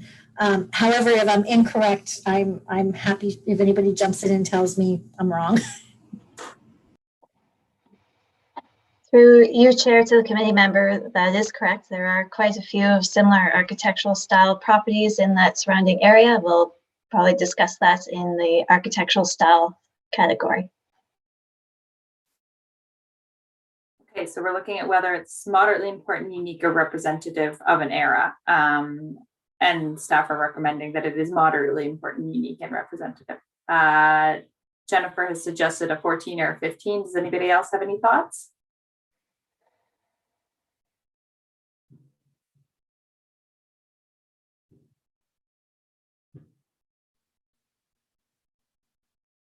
Okay, I will. I'll put a 14 on the floor, maybe as a compromise, unless anybody wants to argue. How do people feel about a 14? I like 14. It's Cassandra. I'm tough marker. I don't like giving full points anytime. Lois, I agree, 14. Anybody disagree with a 14? I would go for the 15. Yeah. I would go for full marks here. I mean, again, it comes back to it being representative of an era. When you have like one house, it's okay, it's special. But when you have a collection of them in an area, it brings a different dimension to a neighborhood. And I really think that we need to start to recognize this more. Like we need these collections. So when we look at kind of, is it unique? Sometimes unique is a good thing, but sometimes a collection is even better, a unique collection. And I think these salt boxes, they are really reflective of our city, of this neighborhood, of this architectural era. So I give it the full 15. Okay, thanks, Patty. It's a good explanation. Anybody have any other thoughts on going up to 15? Anybody disagree with going up to 15? I definitely support a 15, like I had said previously. I would support a 15 as well. Okay, great. Sounds like we're going to go with the 15 then. Thank you. Great, thank you. This one is relatively simple. Historical research did not identify that Maitland Street was designed by a notable architect or builder, so staff would recommend a scoring of 0. Okay. Anybody have any thoughts on this? I think it's unfortunately this is again another limitation of our criteria is the significance of the architect. If the person can't be identified, then it's difficult to evaluate their significance. So I will posit that we go with a 0. Does anybody want to add anything to that?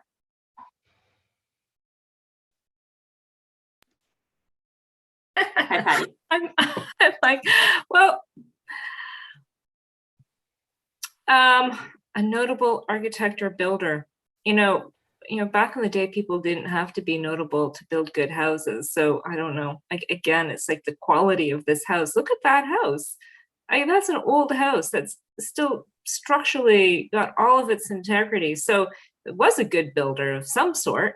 Because their name has been lost doesn't take away from the value of the builder. That's kind of sad, but I know I'm trying to reinvent the wheel as we're rolling here, but I just need to say these things. No, I agree. I don't think there should be a 0 score because the information couldn't be found. Just because we don't have the information doesn't mean it wasn't notable. So I'd say we should at least do a 1, break into a new territory. I'm going to call back staff in for this. Are we, if we don't have information to confirm or deny something, are we able to score it beyond what the recommended is? For you, Madam Chair, it's always the discretion of the committee. But okay.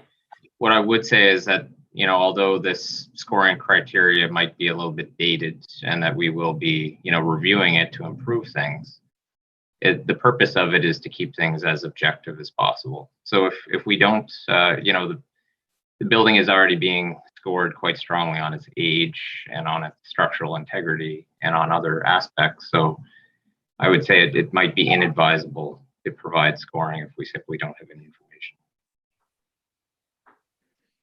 Staff is right. It'll be inconsistent with what's been done in the past. So I'll retract my earlier comments, Cassandra.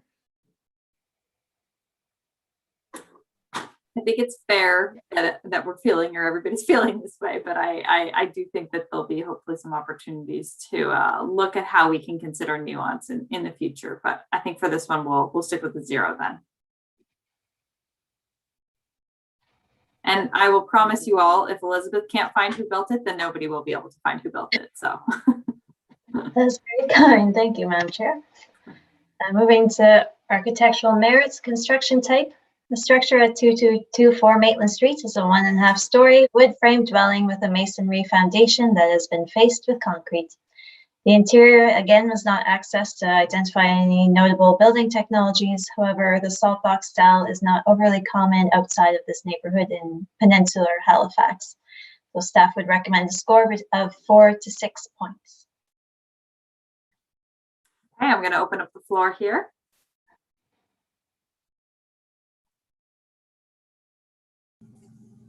This is Jennifer. I think when we came back to the salt box being, fairly uncommon in the Halifax area, that we just don't see it over and over and over again. I completely agree with Patty on the last one too. So I'm going to make the bold step and say that we'll try to get the 1 point back, and we're going to put it at 7. And just drop it into the next category, because it is, when you're driving down these streets and you see those salt boxes, they jump out at you. They're not like the normal little row houses that, that are, I don't want to use the word cookie cutter, but that you see all through the city. You do notice salt boxes when you drive past them. So I would suggest that we put it at a 7. Okay, thank you, Jennifer. Does anybody want to agree or disagree? I would support that. Thanks, Ayana. Okay, we have a 7 on the floor. Is there anybody who would not agree with the 7 based on the reasons stated by staff and then those expanded upon by Jennifer? Okay, I think we'd like to go with the 7 here. Perfect, thank you. Architectural merit style. It was originally constructed as a Georgian-style cottage. This style can be found throughout the north suburbs, including Brunswick Street and Bauer Street. It can be characterized by its 1.5-story massing, the central Scottish dormer, the central brick chimney, and an asymmetrical main entrance. The house was modified in the 19th century with a 1-story rear addition, which created the saltbox-style roofline. The retained character-defining elements of 2224 Maitland Street include the 1.5-story form, wood shingle cladding, saltbox-style roofline, central Scottish dormer on the north facade, and central masonry chimney. So staff would recommend a score between 4 to 6 points for the dwelling's unique architectural style. Okay, anybody want to make any comments on this one? Looking at the specific style, and staff are positing that it is a moderately rare and early example. And we can certainly go on either end of that scale or wherever we want, really.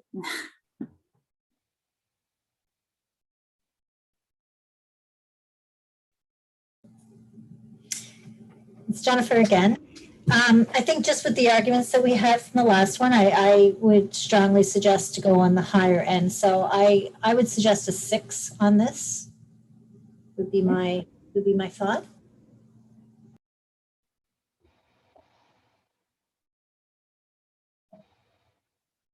All right, so we have a 6.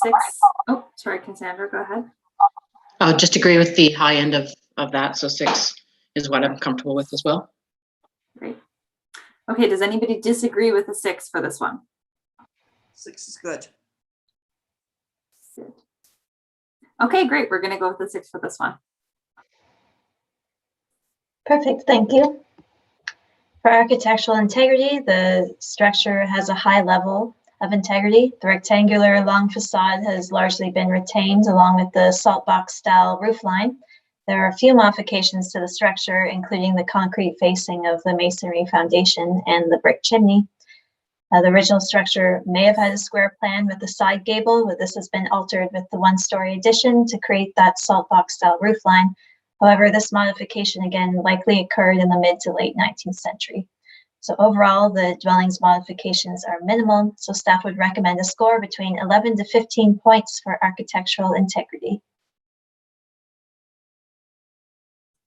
Okay, so given that we can certainly see one of the changes that took place, which is the facing of the foundation with concrete, which is not uncommon, is my understanding with these. They tend to be costly to restore, and then the chimney change out. Those are both fairly visible. That said, staff are recommending largely unchanged. Does anybody have any thoughts on where we might want to fall in the 11 to 15 range? I'm just curious, this is Patrick again. I'm just curious about the door. I can't make out whether it's a prefab door or something better. I'll remind everyone that as part of the budget, Sorry, we're getting some feedback there. Okay. Through Madam Chair to the committee member, I do believe it is a prefabricated door. It's recessed, so it's a little bit difficult to see through the pictures.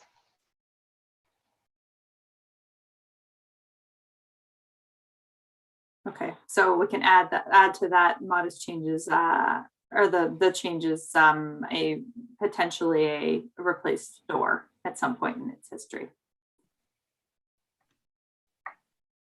Patrick again, I'd still be happy going with a 14 for this. Okay. Thoughts? Anybody else?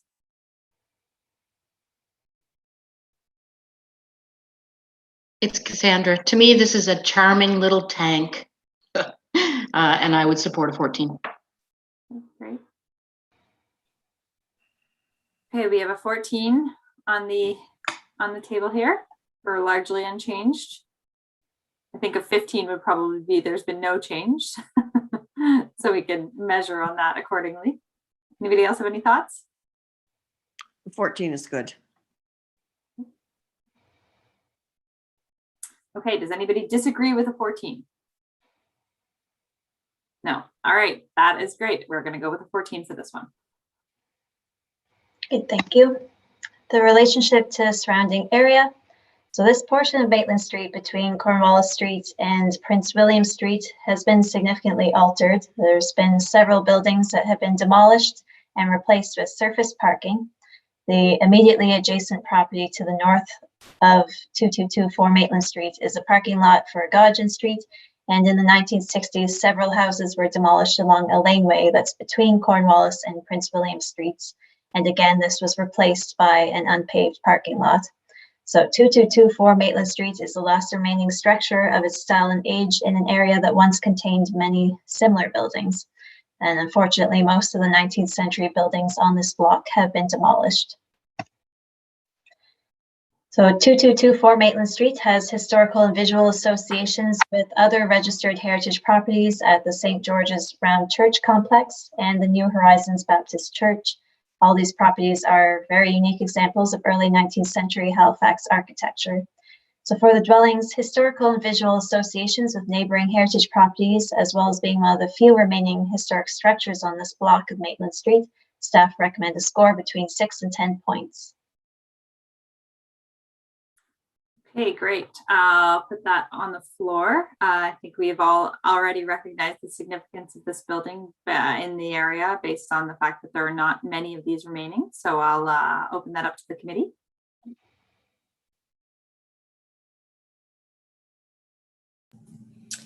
It's Jennifer. I suggest a 10.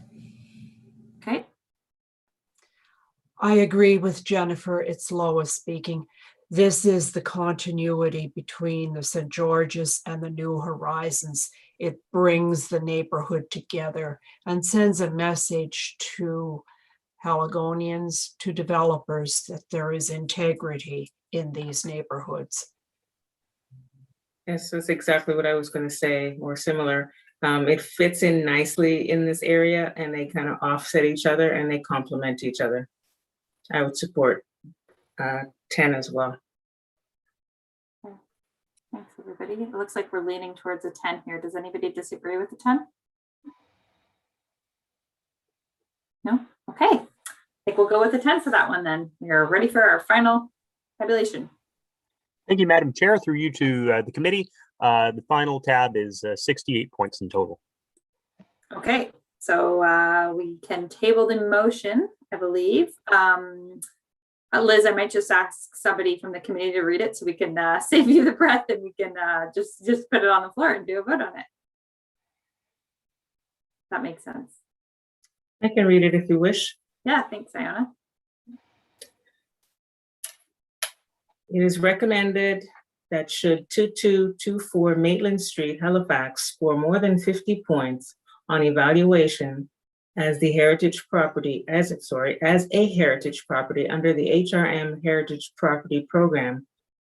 The Heritage Advisory Committee recommends that Regional Council, 1, set a date for a heritage hearing to consider the inclusion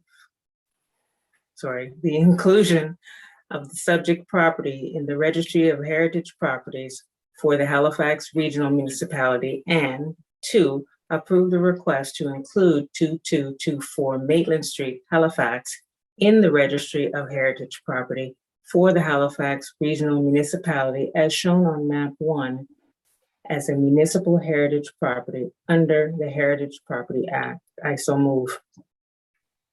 Thank you. A seconder, please. This is Jennifer. I'll second. Thank you. Okay, all those in favor, please say aye or yes or whatever you'd like to say. Aye. Aye. Aye. Contrary minded? Okay, the motion carries. Thank you, everybody. And thank you, Elizabeth, for the wonderful triple whammy presentation.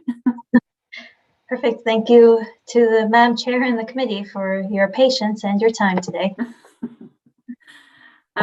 Okay, so we're moving on to item 9.2 on our agenda, members of the Heritage, items from members of the Heritage Committee. There are none for today. Motions and discussion. I don't believe that there were any that were added, and there were none on our agenda as approved. Added items, again, not seeing any here. Simon, am I okay to fly through these without a motion? Absolutely. Okay. Finally, the date of our next meeting is May 26th, 2021. So we will see you all in about a month's time. And I need a motion to adjourn, please. Wow, nobody wants to leave today. Patrick will move that motion. Thanks, Patrick. Okay, everybody, we'll see you next month. Thank you ever so much for coming out today. Thank you. So interesting. Thank you. Thank you. Great job. You stay on. Thank you. I can stay on. You stay on.